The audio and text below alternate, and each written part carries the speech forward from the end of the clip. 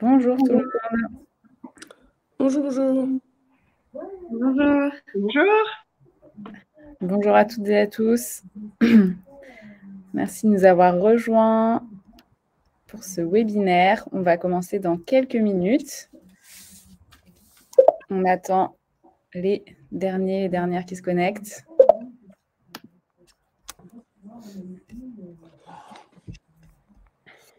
Et on va pouvoir commencer. Ouais. Et super. Donc bienvenue pour ce nouveau webinaire des cuistots engagés, donc qui est dédié à la restauration éco-responsable.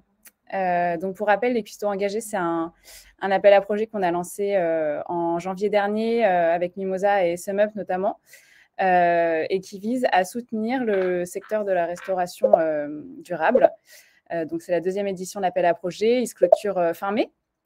Et c'est donc dans ce cadre qu'on a vraiment, que ça nous tient vraiment à cœur de pouvoir apporter, grâce à tout l'écosystème de partenaires qui nous soutient, apporter des réponses concrètes aux questions que se posent les porteurs et les porteuses de projets du secteur de la restauration, et donc de pouvoir faire bénéficier vraiment de toute l'expertise qu'on a avec les partenaires. Donc aujourd'hui, l'idée, c'est vraiment d'aborder en particulier le sujet de la communication, qui est un point essentiel pour un restaurant. Donc, on va parler de sensibilisation, d'axes de communication, de chartes, de formation, de labels, voilà, donc tout un tas de sujets. Ah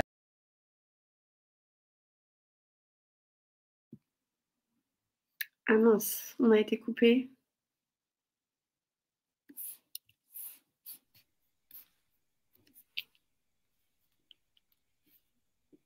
Elle va peut-être revenir. Ouais, je lui écris.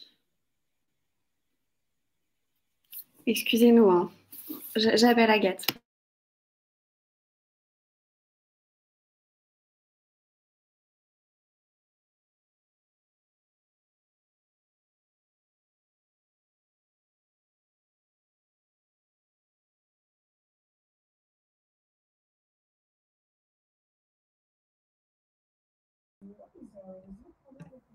Rebonjour.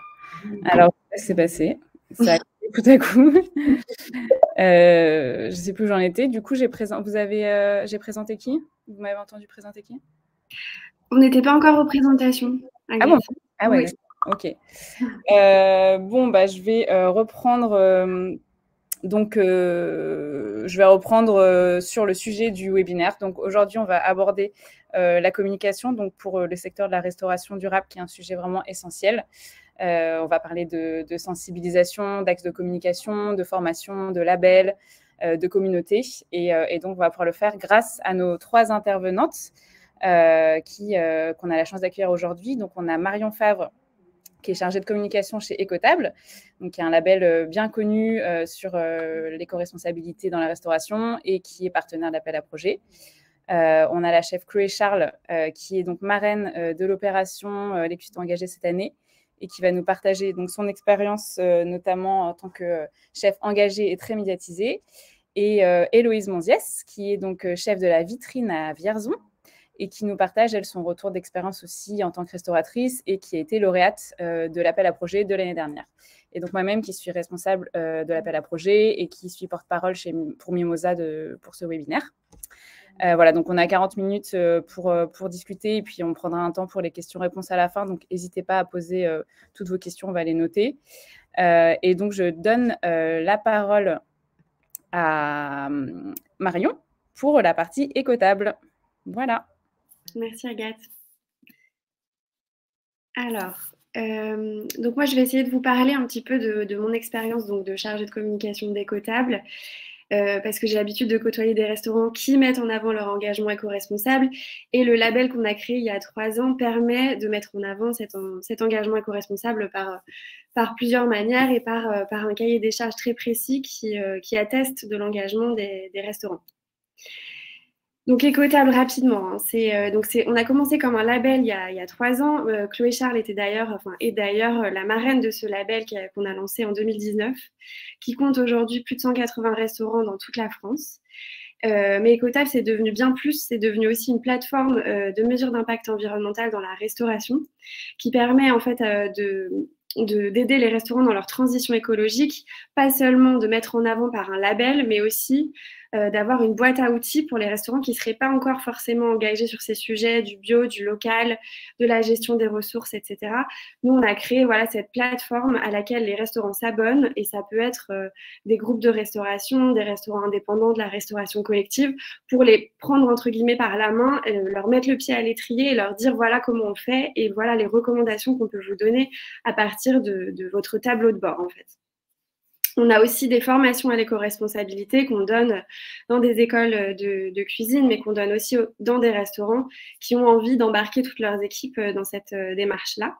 Et puis enfin, on a un podcast que vous avez peut-être eu l'occasion d'écouter qui s'appelle Sur le grill décotable et qui aborde en fait, qui décrypte les sujets d'alimentation durable. Ça va être peut-on faire confiance au label bio, peut-on continuer à manger du fromage. On a vraiment tout type de thématiques et beaucoup de témoignages de restaurateurs, de professionnels de la restauration qui s'engagent sur ces questions-là.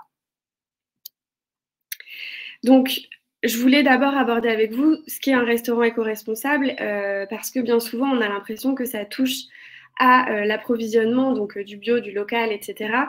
Mais ça touche à bien d'autres choses, notamment la gestion des ressources, la gestion des déchets, les produits d'entretien qu'on va choisir, la manière dont on va gérer son management, dont on va recruter des personnes en situation de précarité ou qui ont besoin d'être insérées par le travail dans la restauration, et aussi la communication, donc voilà, la manière dont on va chercher à sensibiliser les personnes et ses clients, ses producteurs, etc., sur les questions environnementales et sociales. C'est ces 8 axes que nous, on a choisi d'aborder à chaque fois qu'on analyse la cohérence écologique d'un restaurant. Et puis, je vous ai préparé quelques recommandations voilà, pour aborder la communication justement d'un restaurant éco-responsable. À mon sens, la première chose, c'est de se demander est-ce que mon restaurant, le lieu que je vais ouvrir, va être un lieu de sensibilisation à ces questions-là ?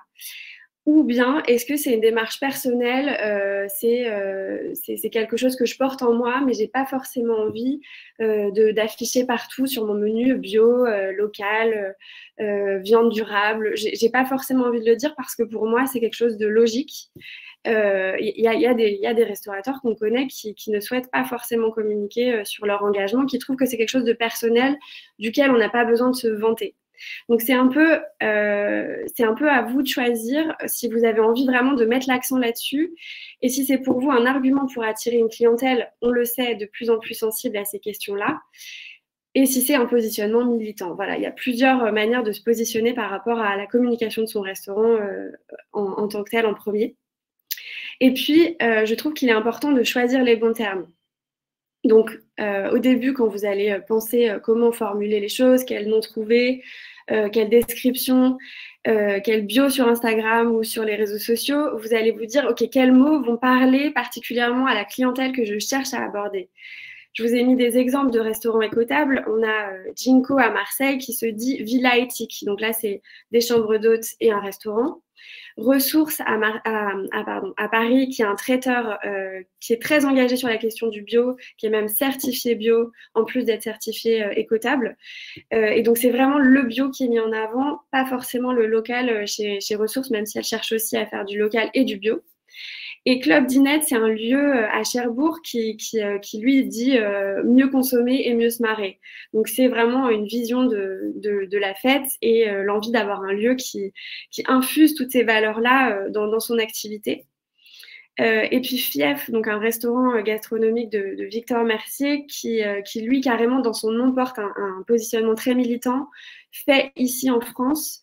Donc Victor a choisi de n'avoir que des produits issus de l'agriculture française métropolitaine. Et donc c'est carrément dans son nom qu'il affiche cet engagement-là.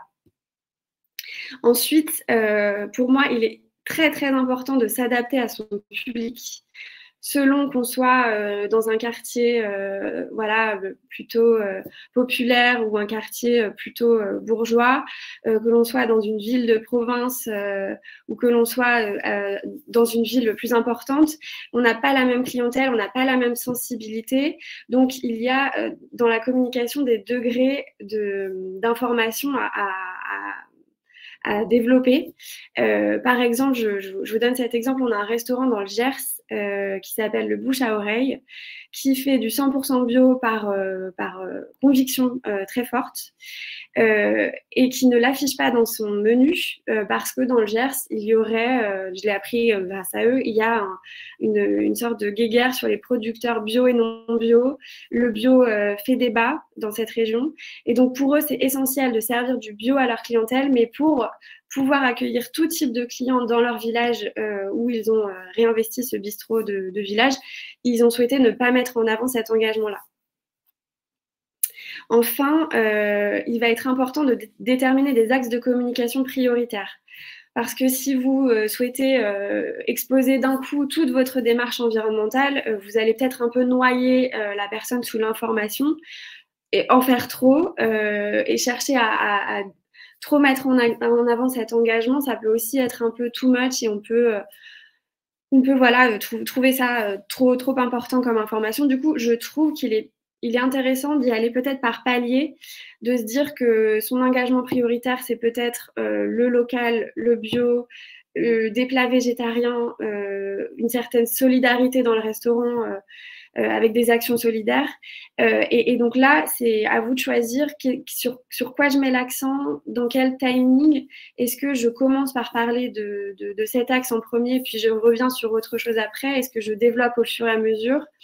Voilà, moi je trouve que c'est important de choisir des axes de communication prioritaires. Et puis enfin, un document qui peut être intéressant quand on a envie de communiquer sur des engagements qu'on a pris, ça peut être une charte qui résume des engagements sociaux, engagements environnementaux, engagements pour la juste rémunération des producteurs, etc. Et ça, en fait, vous pouvez le faire en vous adossant à une charte déjà existante, comme par exemple la charte écotable. Mais vous pouvez aussi créer votre propre charte que vous allez pouvoir afficher sur un tableau, sur la porte des toilettes. Enfin, il y a vraiment des endroits stratégiques dans un restaurant où on peut choisir d'afficher ses engagements environnementaux. Et cette charte, c'est aussi un fil rouge, c'est-à-dire que vous allez pouvoir la présenter en entretien quand vous cherchez à recruter un chef ou du personnel en salle.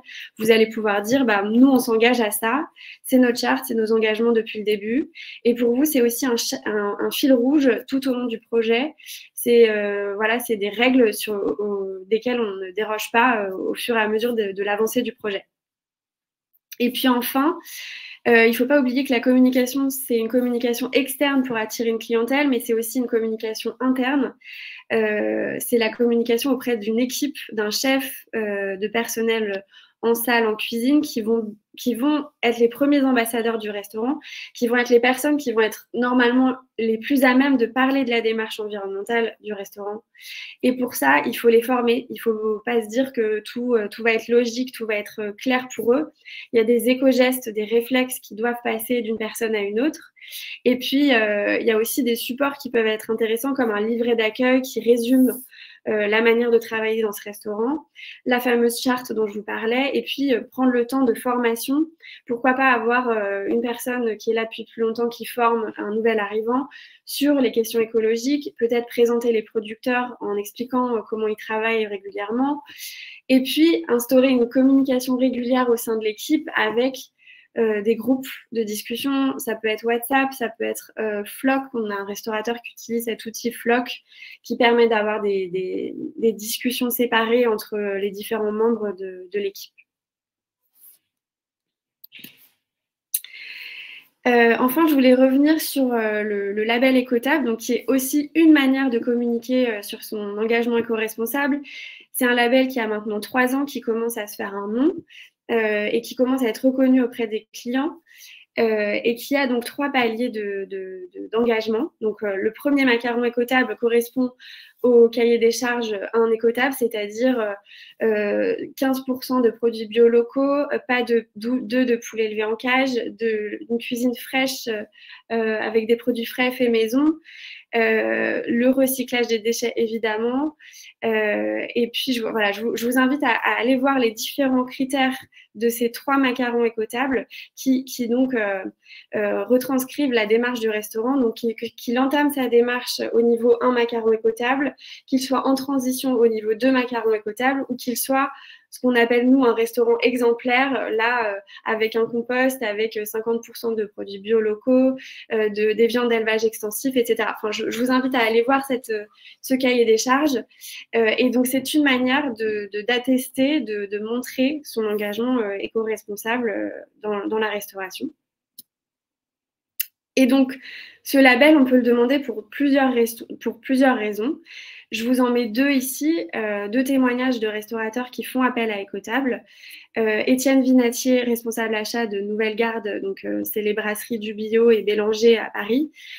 Pour lui, la démarche Écotable, on l'a fait pour nous, pas pour les clients en premier lieu. Les chefs sont plus contents de recevoir le label Écotable que le label du guide Michelin. Pour dire que le label Écotable, ça peut aussi être une reconnaissance en interne pour motiver les troupes, leur dire « Regardez, on travaille bien, c'est Écotable qui le dit ». Et puis, une motivation externe qui va être là pour vraiment attester de ses engagements. Et je trouve que François-Xavier de Club Dinette, donc le restaurant dont je vous parlais, l'a assez bien retranscrit. Pour lui, il dit « À l'heure où tout le monde se revendique éco-responsable sur des actions minimes, voire donne dans le greenwashing, il est important pour nous d'avoir une légitimité sérieuse établie par l'audit Écotable. » Donc voilà, il y a plein de motivations à rejoindre le label Écotable, mais en tout cas, je vous en ai présenté deux restaurateurs qui sont donc labellisés. Donc voilà, c'est tout pour moi. N'hésitez pas si vous avez des questions, si vous avez envie de rebondir, on vous répondra à la fin de la présentation. Ouais, merci beaucoup Marion. J'ai vu qu'il y avait quelques questions effectivement pour toi. Donc, moi, je vais présenter rapidement, vous représenter Mimosa. Donc, nous, on est une plateforme de financement participatif thématique, donc vraiment dédiée au secteur agricole et alimentaire. On a 7 ans et on a du coup depuis financé quasiment 5500 projets en France et en Belgique, ce qui représente quasiment 80 millions d'euros collectés auprès des citoyens et auprès d'entreprises partenaires. Donc, ça fait quasiment 400 000 citoyens qui ont redonné du pouvoir à leur argent sur la plateforme. Et on a lancé donc le premier fonds de dette dédié à la transition agricole cette année. Pour les dernières petites actus. Voilà, donc Mimosa, le principe vraiment à l'origine, c'est le don avec contrepartie, c'est le crowdfunding historique. L'idée, c'est vraiment quand je lance ma collecte sur Mimosa, je cherche finalement à financer un projet et je vais le financer auprès des citoyens.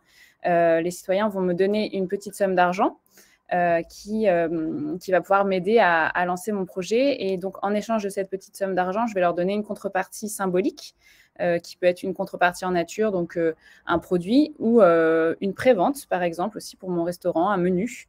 Ça peut être une expérience, une soirée spéciale, une invitation à une inauguration.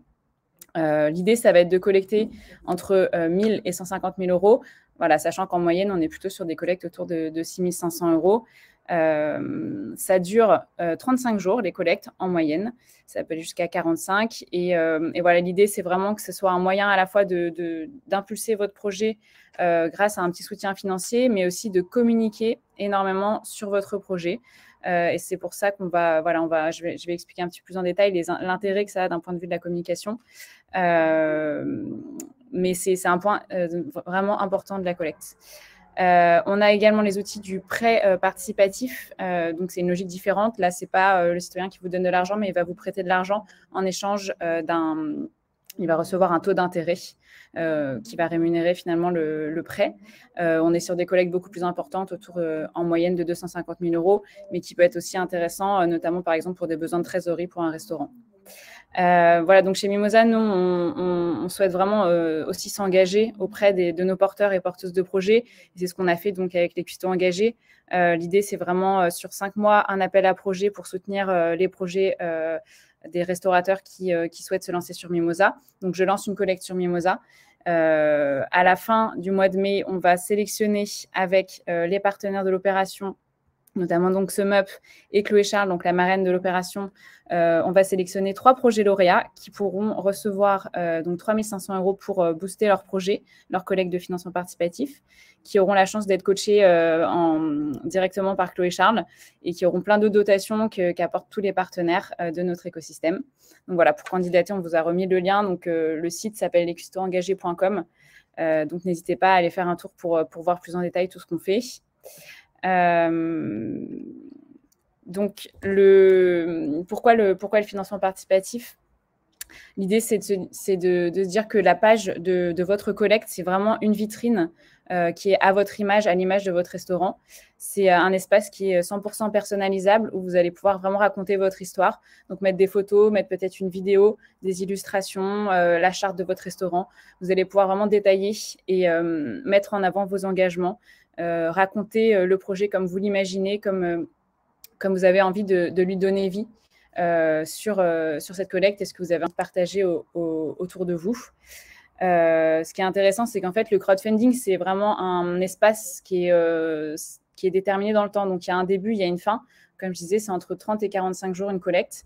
Donc, c'est l'idée de créer quelque chose d'événementiel, de créer des opportunités pour communiquer, pour avoir des retombées sur son projet, plus que ce qui se ferait dans un quotidien plus classique. Et c'est vrai que du coup, c'est un outil qui est assez bien adapté aux restaurants. Ça va intervenir souvent pour des lancements ou des ouvertures de restaurants.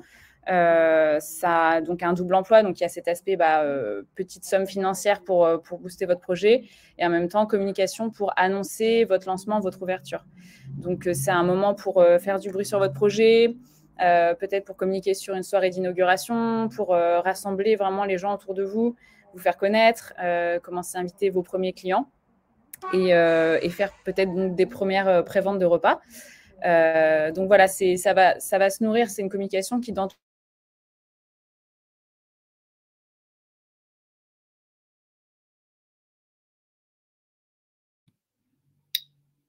Ah, on ne t'entend plus, Agathe. Les ouvertures, ça peut être aussi pour financer un nouveau projet dans votre restaurant qui est déjà bien installé. Et donc, nous, Mimosa, comment on vous accompagne en particulier pour augmenter la communication sur votre projet que vous allez faire vous-même. Donc, nous, Mimosa, on est une plateforme thématique et engagée, donc on est labellisé B Corp. On est des experts du sujet, on a une communauté qui est forte derrière nous, qui est elle aussi engagée, et donc qui est vraiment très intéressée par les projets qui seront lancés par les restaurateurs. On a 5 coachs qui sont dédiés vraiment à votre accompagnement pour lancer votre collecte et pour l'animer, qui sont des experts de la thématique, qui ont vu passer plein d'autres restaurants avant vous, donc qui pourront vous partager leur expérience. Donc en termes de visibilité, sur la plateforme, on a quasiment 100 000 personnes qui visitent le site tous les mois. On met aussi les projets en avant sur nos réseaux sociaux. Donc sur Instagram, Facebook, on a 100 000 personnes qui nous suivent. On a une newsletter avec 155 000 personnes qu'on va envoyer 2 fois par mois avec des exemples de projets. Donc voilà, c'est des beaux relais de communication qui vont permettre aussi d'augmenter votre visibilité. Et puis donc, on a des appels à projets comme les cuistots engagés avec à la fois des dotations pour vous aider dans votre projet et aussi tout l'écosystème qui intervient dans cet appel à projet, tous les partenaires qui vont relayer aussi votre collecte. Donc, c'est un vrai coup de boost. Si vous êtes lauréat, vous avez un coaching avec une chef renommée. Je sais que pour ceux de l'année dernière, ça a été aussi des super belles retombées dans la presse locale, beaucoup de bouche à oreille. Ça a vraiment accéléré finalement ça a créé cet effet un peu boule de neige qui était super intéressant pour eux. Et donc, pour peut-être compléter quelques petits conseils, l'idée, c'est que vraiment tous les moyens sont bons pour communiquer. Ça va dépendre un peu de vos points forts et il faudra que vous les identifiez. Donc, que ce soit les réseaux sociaux, votre entourage, votre réseau. Est-ce que vous avez un écosystème de partenaires sur lequel vous pouvez vous appuyer pour relayer votre collecte? Est-ce que vous pouvez contacter des influenceurs, la presse spécialisée, peut-être des collectivités locales? Est-ce que vous allez mettre des affiches sur votre local avec un QR code qui renvoie vers la collecte? Voilà, il y a énormément d'idées. Nous, les coachs projets, ils sont là aussi pour vous accompagner là-dessus. Donc ça, c'est vraiment un point important. Et puis peut-être, donc j'ai pas mal parlé d'ouverture de restaurant. Donc sur le timing du lancement d'une collecte, l'idée, c'est de le faire peut-être 2 à 4 mois avant l'ouverture, de lancer votre collecte 2 à 4 mois avant l'ouverture. Parce que l'idée, c'est que le projet soit déjà quand même suffisamment concret pour pouvoir bien en parler, donner des informations, peut-être mettre des photos de plats pour donner envie. Mais il faut aussi que vous puissiez être disponible pour pouvoir vraiment vous occuper aussi de cette collecte et la faire vivre. Ça prend un petit peu de temps pour le faire bien. Et je vous ai remis quelques exemples de collectes. qui étaient dans les cuistots engagés de l'année dernière. Donc, on avait Panto Baguette, qui est un restaurant dans le 18e. Ils ont collecté plus de 26 000 euros auprès de 241 personnes. Donc, eux, ils se définissent comme un comptoir culinaire et musical engagé, donc avec un accent fort sur les circuits courts, le locavorisme, le bio. Eux, ils ont lancé leur collecte avant leur ouverture, puisqu'ils ont, en fait, ils se sont lancés au moment du Covid, donc ils ont eu pas mal de difficultés pour retrouver des fonds, donc ça les a vraiment aidés, ça a été un vrai coup de boost. Et leur gros point fort, ça a été quand même leur communauté. Donc eux, ils avaient un label de musique avant, donc ça leur a permis vraiment de capitaliser sur leur communauté qu'ils avaient déjà créée. Et puis, là, par exemple, la cantine de Babel aussi, qui a été lauréat l'année dernière. Lui, pour le coup, donc c'est pas un lancement, il était déjà ouvert et très engagé dans slow food, écotable depuis assez longtemps. Et donc, lui, les retours qu'il nous a fait qui étaient intéressants, c'est qu'il a bénéficié d'un coaching avec Yves Cantbord, qui était le parrain de l'opération d'avant. Et ça l'a vraiment aidé dans le relais de communication et la connaissance que son territoire pouvait avoir sur son projet, tous ses partenaires, ses pairs, etc. C'était une vraie reconnaissance. Voilà, je vais m'arrêter là et puis je vais passer la main à Chloé qui va pouvoir nous passer son témoignage de chef. Merci beaucoup. Bonjour à tous. Moi, du coup, vous m'entendez bien parce que moi, je m'entends un petit peu en double. J'espère que ça va. Ouais, ça va.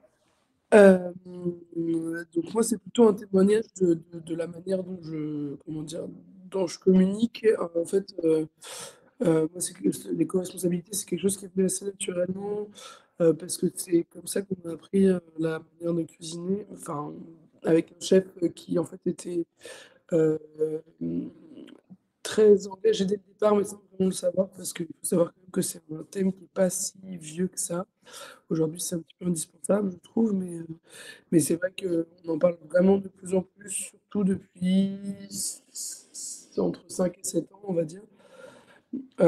Et c'est vrai que je trouve ça intéressant de vous en parler parce que pour mon côté, c'est vrai que j'en ai beaucoup parlé au début, et puis finalement, actuellement, je suis en train d'essayer presque de me détacher de cette image pour dire que je suis aussi juste capable d'être une cuisinière classique.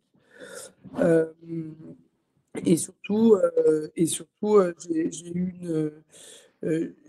vraiment évolué dans ma manière de communiquer. C'est-à-dire qu'au début, j'étais sur une communication qui était très alarmiste sur il faut absolument qu'on se bouge les fesses, ça va pas du tout. Et puis maintenant aussi, peut-être parce que je suis beaucoup plus médiatisé, j'essaie de faire passer ce message de manière beaucoup plus sympa, agréable et déculpabilisante, parce que je trouve que c'est beaucoup plus marquant. Donc j'essaye de... Ouais, voilà, c'est ça. Je pense qu'on m'entend très mal. Euh, euh, et avec des écouteurs, je peux bien écouter, je vais essayer, alors attends, je vais essayer de faire un truc. Tout à l'heure, ça marchait mieux. C'est vrai que ça hache un peu. C'est bizarre. Hop, alors déjà ça comme ça. Surtout, je m'entends en écho en fait, donc c'est un peu étrange.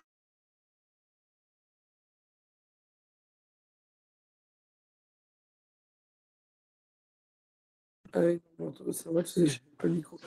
Je sais pas trop. Ouais, t'as tes écouteurs ou pas? Est-ce que tu... Je vais. Ouais, attendez, ils sont pas. Ouais. Bon, désolé, c'est toujours on a tout testé avant, mais voilà, les joies du direct, parfois, on ne sait pas pourquoi ça bug.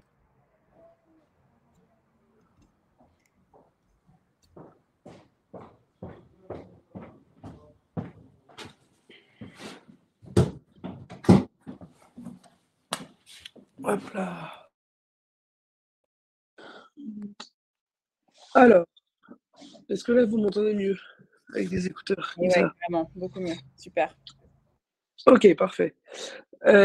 Donc du coup, c'est vrai que moi j'ai beaucoup évolué dans ma démarche et en fait j'en suis arrivé à la conclusion qu'aujourd'hui aussi, parce que j'avais comment dire validé cette position de chef éco-responsable, je pouvais me permettre entre guillemets de montrer l'exemple de manière plutôt cool, en montrant que c'était possible d'être éco-responsable sans être culpabilisante, un petit peu parfois euh, pas chiante, mais c'est vrai que c'est un peu ce dont on parlait avec tout à l'heure l'histoire du bio dans le Gers, où il y a encore malheureusement des réfractaires euh, à cette façon de vivre, en disant que c'est chiant d'être végétarien, c'est chiant, enfin manger vegan c'est pas bon, le bio c'est pour les bobos. Enfin, il y a plein quand même de clichés qui existent. Et l'idée, c'est justement d'essayer d'amener un petit peu tout le monde. Et surtout, moi, aujourd'hui, mon objectif, c'est d'amener ceux qui y sont pas du tout. Parce que aujourd'hui, on est en train de parler tous ensemble avec. En fait, on est plutôt quand même tous convaincus. Et l'idée, c'est de réussir à parler à ceux qui ne sont pas encore convaincus en leur disant que c'est possible, c'est bon, euh, c'est sympa, il y a un côté humain qui se crée à partir du moment où on essaye de s'intéresser un peu à ce qui se passe autour de nous. Euh, Parce que travailler en direct avec soit des producteurs, soit des intermédiaires, mais qui connaissent les producteurs, parce que c'est vrai que dans les grandes villes, euh, c'est pas si simple de travailler en direct avec des producteurs pour tout. Mais en revanche, avoir des relations privilégiées avec ces commerçants, que ce soit des grossistes ou non, c'est aussi une manière d'être éco-responsable, parce que c'est comme ça, en créant des liens aussi humains, qu'on réussit petit à petit à, à impacter toute une société. Donc voilà, je trouve que enfin, la chance que j'ai une fois qu'on a assis cette position de chef éco-responsable, où, entre guillemets, je dirais pas qu'on n'a plus rien à prouver parce que c'est faux. Justement, il y a petit à petit, en fait, quand on entame une démarche éco-responsable, en fait, on est de plus en plus drastique. C'est que quand on en est au tout début, et la preuve en est avec les labels écotables, euh, en fait, il faut commencer par quelques chantiers qui sont quand même assez gros, comme travailler en local, en bio, cuisiner moins de viande quand on est restaurateur et compagnie. Et puis petit à petit, on ajoute finalement des difficultés à sa démarche éco-responsable. Mais si on essaye de passer de 0 à 100% d'éco-responsabilité en une seule fois, en fait, on va pas y arriver, on va se décourager, on va laisser tomber. C'est un peu comme un omnivore femme de viande qui essaye de manger, de consommer moins de viande et qui du coup se dit du jour au lendemain je vais devenir vegan. C'est pas possible. Il faut y aller petit à petit. Donc c'est vrai que le fait d'avoir certaines actions, vu que là on parle de communication, d'avoir certaines actions qu'on va mettre en place pour soi, et puis, enfin, je veux dire, et puis certaines actions qu'on va communiquer au client. Je veux dire, le client n'est pas forcément intéressé forcément par le fait qu'on utilise des produits ménagers pour faire le ménage dans sa cuisine, qui soient biodégradables et naturels. On peut pas non plus tout mettre sur sa carte. Tout n'est pas communiqué. Et puis surtout, au bout d'un moment, le client sature en fait d'informations et au bout d'un moment, on se demande s'il n'y a pas un loup en fait. Si cette surcommunication n'est pas too much. Donc c'est vrai que voilà, en fait, comme tu le disais Marion, le problème c'est qu'on n'a pas une espèce de marche à suivre sur la communication éco-responsable. Il faut le faire aussi un petit peu comme on l'entend, se mettre à la place du client, c'est hyper important, mais pour tout en fait finalement. Euh, se- Qu'est-ce qu'on aurait aimé recevoir en fait comme style d'information. Et par exemple, moi, quand j'ai commencé à Fulgurance euh, à vraiment communiquer sur le fait que je militais pour le moins de gaspillage possible, j'ai mis en place un, un amuse-bouche, un entreplat et un pré-dessert réalisé exclusivement à base de sous-parties de produits qui sont habituellement jetés en cuisine. Et c'est vrai que, heu, en fait, ceux qui cherchaient à en savoir plus, on leur disait plus et ceux qui étaient en train de discuter, de passer un bon moment à table au restaurant et compagnie, heu, bah, finalement, on leur disait enfin, on leur servait, ils trouvaient ça bon, ils nous remerciaient. Finalement, on se rendait compte qu'à la fin du repas, on leur avait pas vraiment expliqué ce qui se passait pendant le repas. Et puis à la fin du repas, ils disaient: «Mais attendez, les amuse-bouches, les entreplats et tout là, c'est enfin, du coup, c'est comment c'est fait? D'où vient cette démarche? Le pourquoi du comment?» Mais sur le moment, je crois aussi qu'il faut vachement, sentir le client.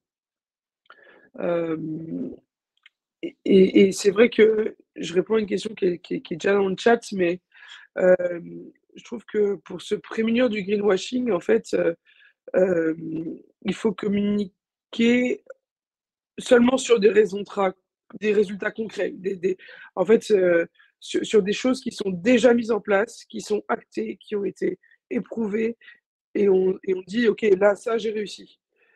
Et justement, il faut pas hésiter, à dire ce qui marche pas, ce qui est compliqué à mettre en place, ce qui là où on a du mal où c'est où c'est où c'est, où c'est enfin, finalement, où on galère un peu aussi. Parce que pour montrer cet exemple-là, en fait, si on essaye de dire qu'on est parfait partout, qu'on a zéro contradiction, enfin, je veux dire, être éco-responsable dans le monde dans lequel on vit, c'est indispensable, mais c'est pas si évident que ça. Parce que, bah, parfois on a nos petites contradictions. Moi, par exemple, j'arrive pas à arrêter le shampoing en bouteille. Je suis pas du tout passé au shampoing solide à la maison parce que, bah, ça me plaît pas. Donc voilà, tout le monde peut pas faire bien et le fait de parler aussi de ce qui est compliqué, d'essayer d'aller chercher des solutions auprès d'autres personnes, en disant qu'il y a on rencontre des difficultés, qu'on que c'est pas facile tous les jours, bah, c'est aussi, je pense, une manière de se prémunir de ça et voilà, je c'est un vaste sujet et surtout mais par contre et surtout pour terminer sur le greenwashing, je pense que, vraiment, je pense définitivement qu'en faire beaucoup trop, c'est souvent synonyme de greenwashing. Hem, la enfin, les chefs que je connais qui en font des caisses sur le fait qu'ils travaillent, en direct producteur, machin, ça veut dire que c'est pas une évidence pour eux, de sélectionner correctement leurs produits et du coup, moi je me pose souvent des questions sur la réelle provenance, des produits qu'ils utilisent. OK. Voilà, Bah, super je intéressant. répondrai à toutes tes questions puis à la fin. Ouais, carrément. Bah, merci beaucoup Chloé. C'est top d'avoir ton retour très concret. C'est vraiment, ouais, c'est super intéressant et puis, bah, du coup, Héloïse, si tu veux, je te propose aussi de peut-être nous partager ton retour d'expérience et puis, peut-être nous parler de finalement comment toi tu as pu, comment la communication a été un atout aussi donc pour ta collecte puisque tu as lancé une collecte sur Mimosa et pour ton projet, plus globalement. Voilà, je te laisse la parole. Ouais, bah, bonjour à tous et toutes. Du coup, effectivement, comme disait Chloé, la communication sur toute la partie éco-responsable, elle doit partir d'abord du terrain, de là où on est, de pas oublier donc la notion de plaisir, ne pas surcommuniquer effectivement, parce qu'après, en faire des caisses, c'est pas bon. Donc moi, je suis partie du principe que je et aussi par rapport à mon territoire où je suis dans un territoire plutôt rural où j'ai posé des questions à mes clients en leur demandant est-ce que pour vous c'est important d'avoir des produits bio? Est-ce que pour vous c'est important d'avoir des produits locaux? Le bio, j'en avais très peu qui me répondaient que c'était important et j'en avais plein qui me disaient on veut des produits locaux. Donc forcément, j'axe ma communication sur le local, ce que je fais de toute façon sans forcément communiquer sur le fait que je cuisine des produits bio. Après, voilà, je me fournis on va dire, à 90% en bio. Ce que je trouve pas en bio, c'est parce que c'est du local que je ne peux pas avoir en bio localement.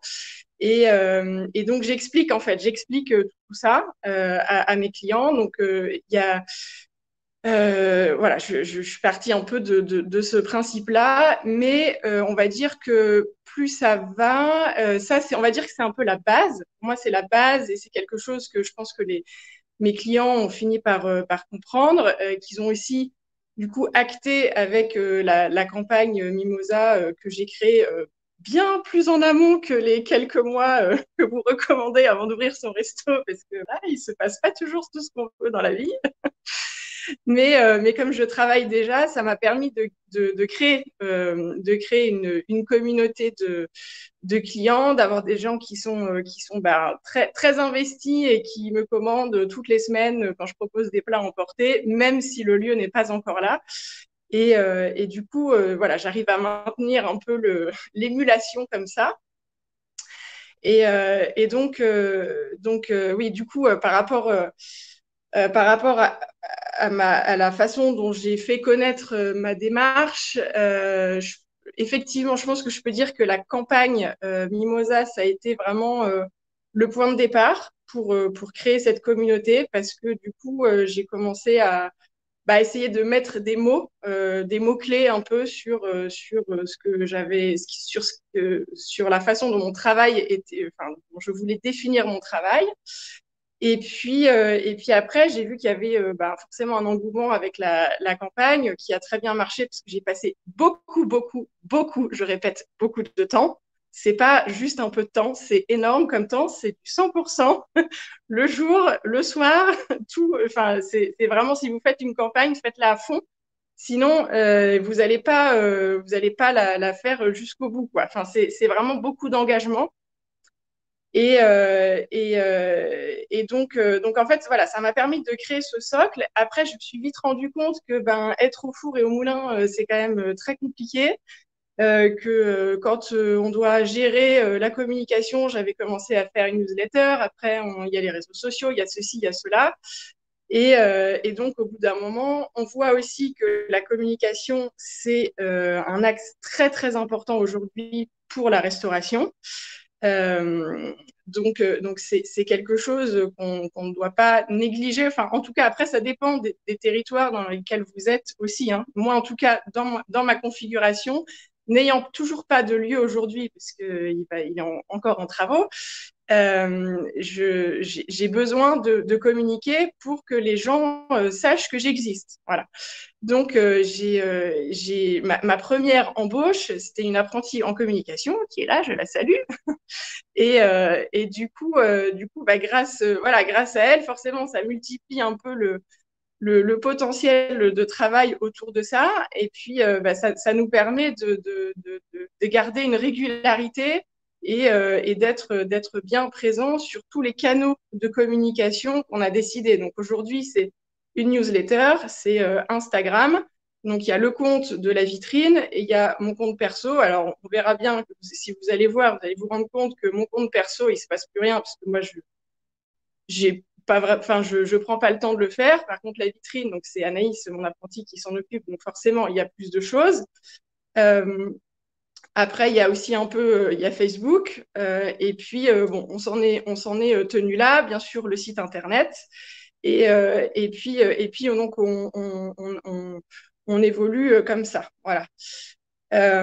Donc, en fait, aujourd'hui, je sais que le jour où je vais ouvrir la vitrine, j'aurai déjà une base, j'aurai déjà le noyau dur de clients qui me suit, qui va répondre présent lors de l'ouverture. Mais je sais qu'il va y avoir une deuxième étape de la communication, parce que forcément, qui dit lieu, dit d'autres clients qui vont arriver, une autre façon, un autre canal de distribution de mon activité aussi qui va s'élargir un petit peu. Et donc là, il va y avoir encore une autre marche à franchir en termes de communication. Voilà. Qu'est-ce que je peux vous dire d'autre en fait, oui, que c'est quelque chose, vraiment, j'insiste là-dessus. Enfin, en tout cas, moi, c'est comme ça que je le conçois. C'est que c'est important de bien communiquer et de communiquer du coup en accord avec ses valeurs sans en faire trop non plus. Et aujourd'hui, plus ça va, plus j'axe le côté plaisir parce que bah, voilà, les gens avec le bouche à oreille, ils finissent par comprendre que bah, tiens, il se passe des choses ici ou là. Et donc, je vais plutôt axer voilà, ce côté plaisir. Ah, aujourd'hui, on va faire ça, on va vous faire découvrir ça, etc., etc.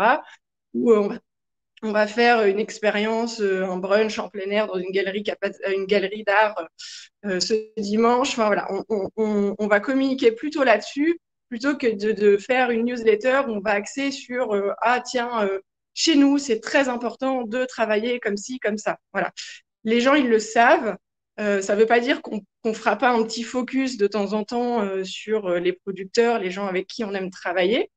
La première chose, c'est effectivement de ne pas oublier que les gens sont là pour se faire plaisir et qu'ils veulent juste en avoir plein les papilles.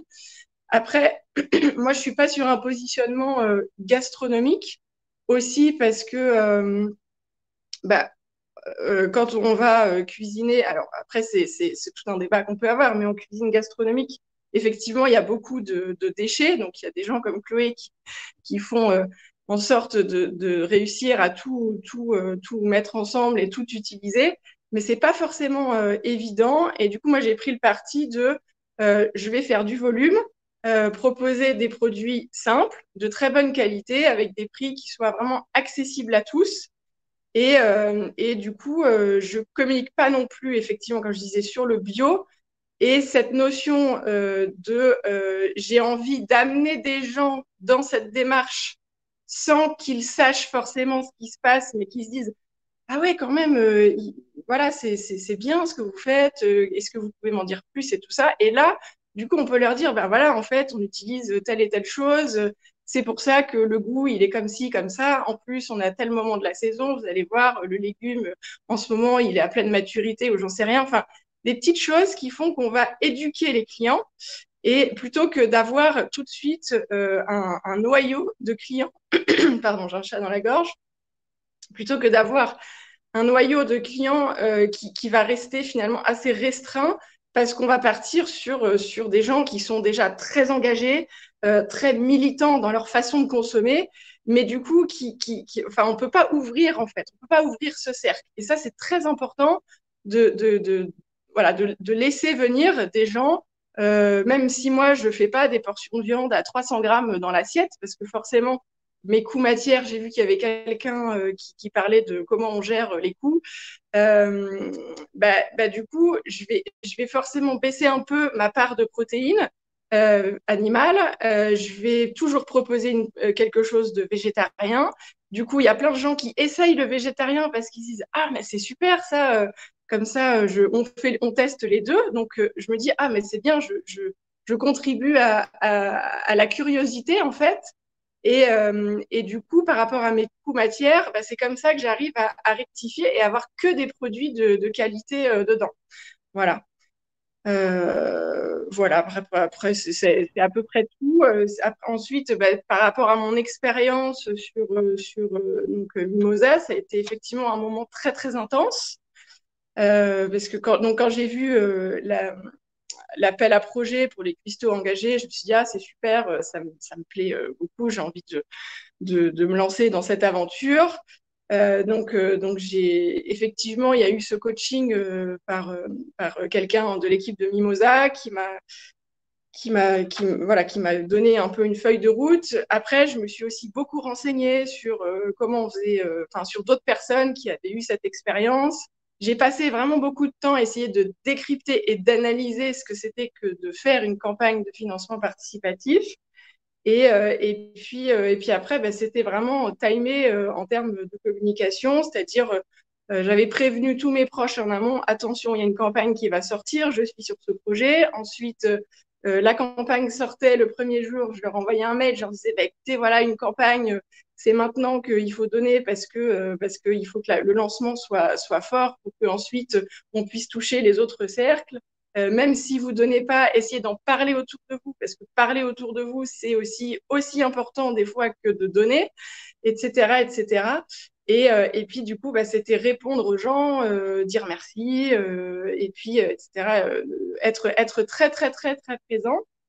Et comme ça a pu, voilà, ça a pu fonctionner, quoi. Et puis, je pense que le côté petite vidéo, c'est important aussi sur une campagne d'avoir 2 à 3 minutes pour présenter le projet voilà, ce temps qu'on peut passer à faire une vidéo, ça peut aussi être bénéfique pour votre campagne. Voilà. Super.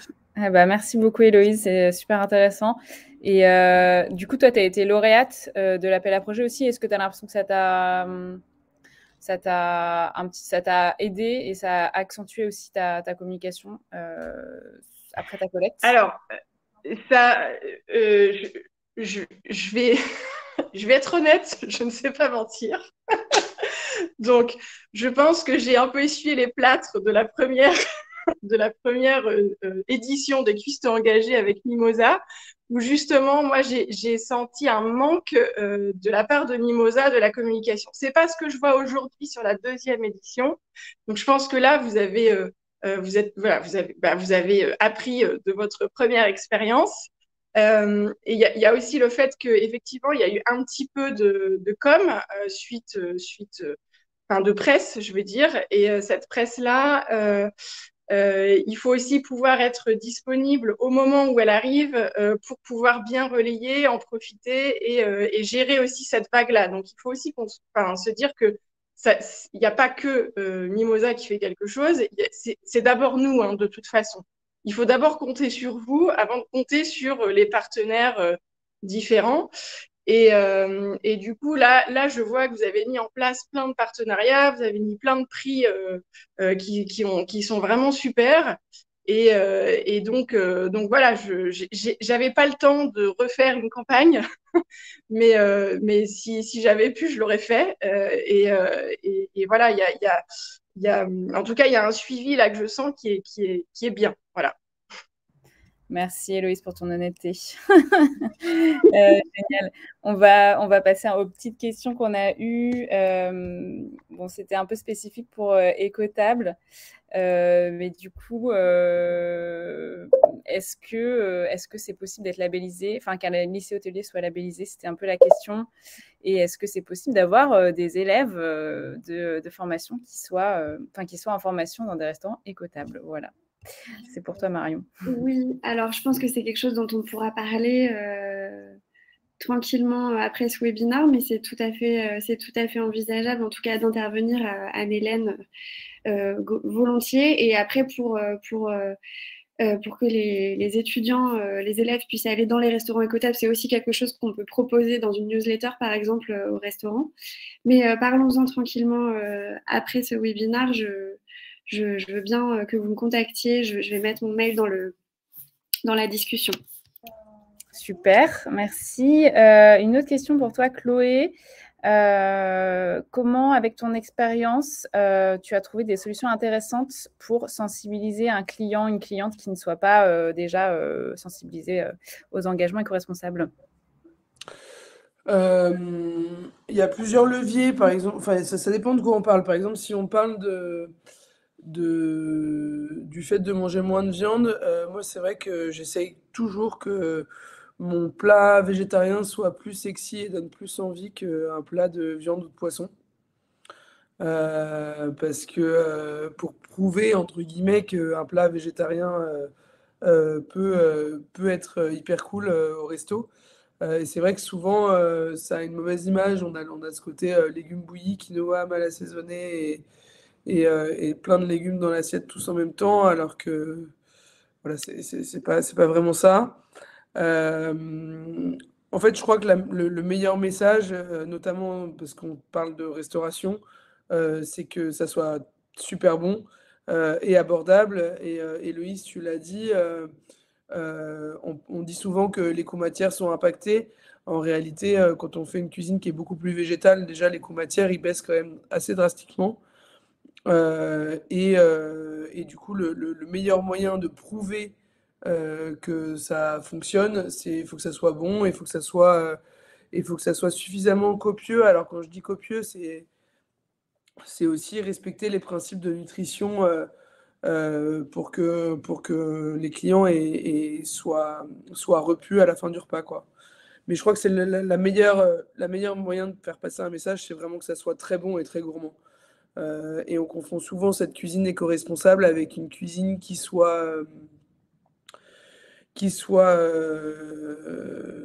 c'est horrible parce que c'est que ce mot qui me vient à l'esprit, mais qui soit healthy, comme on dit en anglais, et en vrai c'est faux, quoi. Je pense il faut remettre beaucoup de gourmandise dans cette cuisine éco-responsable. Ok, on veut du plaisir. On veut du plaisir, surtout au restaurant en fait. Ouais, carrément, c'est clair. Et on avait une autre question qui était plutôt pour le coup pour les équipes en salle et en cuisine qui sont parfois loin des sujets, des contraintes opérationnelles fortes et comment aussi elles aussi les embarquer. Donc on en a parlé un petit peu. Je sais pas qui veut répondre là-dessus. Moi, je veux bien, Agathe. J'ai une petite suggestion que je trouve assez intelligente. Alors, je trouve une régularité dans la communication avec, pourquoi pas, voilà, faire des petites formations, partager des articles, essayer de, voilà, régulièrement remettre un petit peu le sujet sur la table. Mais ce qui marche super bien, je pense, c'est de faire un séminaire. Alors, si c'est possible, hein, mais on a par exemple un groupe, nous, chez Ecotab, qui s'appelle Arcose. C'est les salles d'escalade avec des cantines à chaque fois, dans chaque salle, dans toute la France. Et en fait, ce qu'ils font, c'est qu'ils réunissent une fois par an leurs chefs dans un lieu et qu'en fait, ils font un espèce de concours Top Chef. Ils mettent un chef expérimenté, un chef débutant de différentes villes. Du coup, il y a vraiment toutes les cultures, Lille, Strasbourg, Marseille, enfin, ça brasse vraiment toute la France. Et du coup, ils mettent ensemble des chefs et le défi, une fois, c'était de faire de la protéine végane, quoi. Enfin, c'était de voilà, apporter les nutriments nécessaires à des sportifs parce qu'on parle de salle d'escalade tout en faisant des plats véganes. Du coup, il y avait un peu un défi voilà, nutrition et éco-responsabilité. Et moi, je pense que ça, c'est vraiment hyper important. Ça crée du lien, ça challenge. Je pense que voilà, passer par le jeu, par le challenge, c'est ce que tu disais, Chloé, une fois quand on t'était eu au téléphone sur la question de l'anti-gaspi. C'était voilà, lancer le défi, lancer le jeu, et tout de suite, ça rend la chose plus intéressante et c'est moins une contrainte. De manière générale, la déculpabilisation et le fait d'en faire quelque chose de fun, enfin, je le dirai jamais assez, c'est vraiment la meilleure manière de le faire. C'est-à-dire que je trouve que ces dernières années, les restaurants véganes et végétariens ont fait pour la plupart, je dis parce que c'est pas le cas de tous, hein, évidemment, mais plus de mal que de bien à cette restauration éco-responsable avec des chaînes qui ont fait un peu n'importe quoi et qui ont rendu cette cuisine végétarienne, végane, soi-disant éco-responsable, parce que quand on met 2 tonnes de lait de coco, d'huile de coco enfin, qu'on utilise tous ces ingrédients qui viennent d'hyper loin, qui sont parfois aussi euh, très, euh, très transformés, c'est pas ça l'éco-responsabilité, enfin, selon moi en tout cas. C'est-à-dire que je préfère cuisiner de la viande qui vient de pas très loin d'ici que de l'huile de coco non raffinée qui vient de on sait pas trop où. Bon, c'est mon point de vue, c'est encore un autre débat. Mais c'est vrai que je trouve que ces restaurants-là ont fait plutôt du mal et remettre de la gourmandise, du fun et de l'entrain là-dedans fait beaucoup de bien.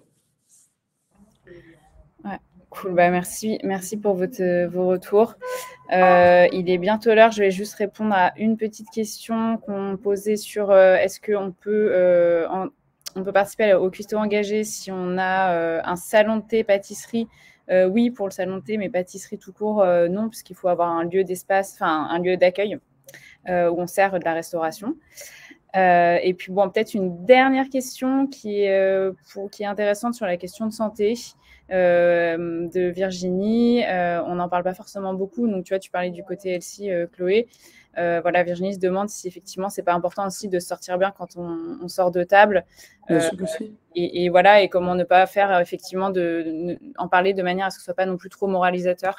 En fait, moi, je crois que c'est toujours pareil. C'est-à-dire que si je vais en tant que consommatrice au restaurant et que j'ai des interrogations sur ma santé, sur si je suis cœliaque, si je suis diabétique, je vais forcément en parler parce que ça va être un besoin pour moi d'en parler. Donc, est-ce que je dois forcément le mettre en avant pour 100% de ma clientèle ou est-ce que je vais être capable de répondre à un besoin d'une partie de la clientèle, que cette clientèle-là soit au courant que je fais attention à ce genre de problème, entre guillemets, mais j'ai pas forcément besoin d'en faire la promotion à absolument toute ma clientèle qui n'est pas forcément concernée. Et c'est comme ça que moi, par exemple, enfin, quand je crée un plat vegan, déjà la plupart du temps, je crée des plats vegan un peu malgré moi, et surtout, je le dis jamais en fait.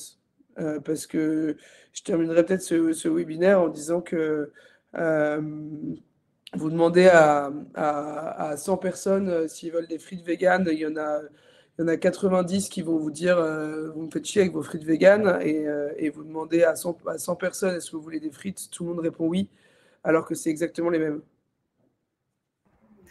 Ok. Voilà. C'est un beau d'honneur. Ouais, Marion, Je me dis que, voilà, tout bêtement, en bas de ton menu, mettre une petite phrase, vous avez un régime particulier. D'ailleurs, je pense que c'est obligatoire de mettre les allergènes, Ouais.